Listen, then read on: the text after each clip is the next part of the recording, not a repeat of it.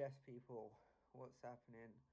I've been meaning to make this video for a while, ever since last Saturday when Conor Benn was fighting. I just haven't really gotten around to it.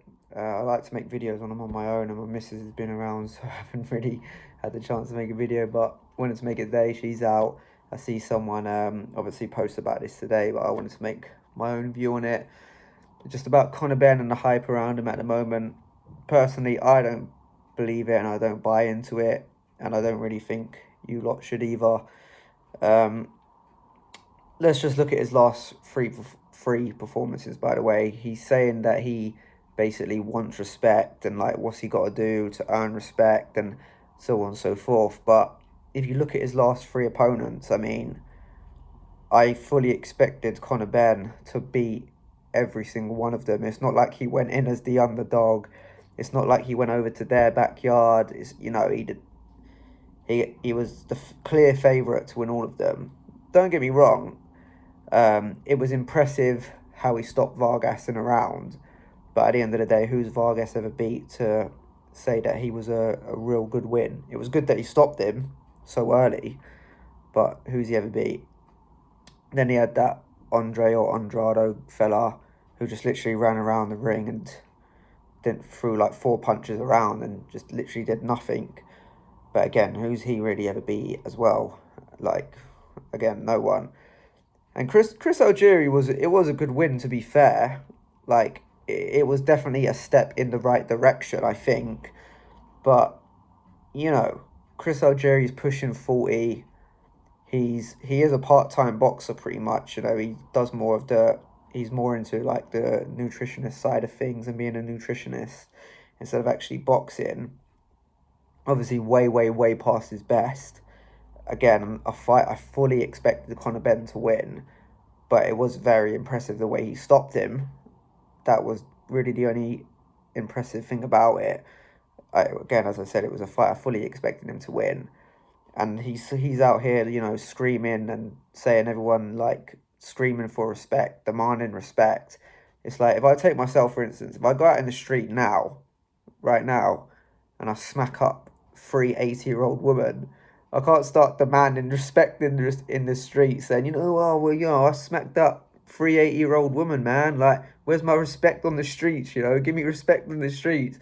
It don't work like that. You have to fight credible opponents, you know, people that are like, you know, actually coming to take your head off, people that are still hungry, people that are still, you know, up and coming. It's like, why isn't he, like the 3 people he's calling out now, he's calling out Amir Khan, Kell Brook, and Andre Broner.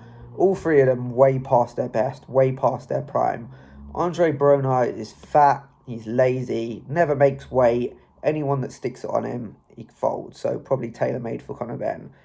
Kell Brook, I think Kell Brook probably still got enough left in the tank to beat him, you know. But again, way past his best, out of his prime, old. Again, Amir Khan, probably tailor-made for him, way past his best, out of his prime, old, chinny, you know, again, probably tailor-made for Khan.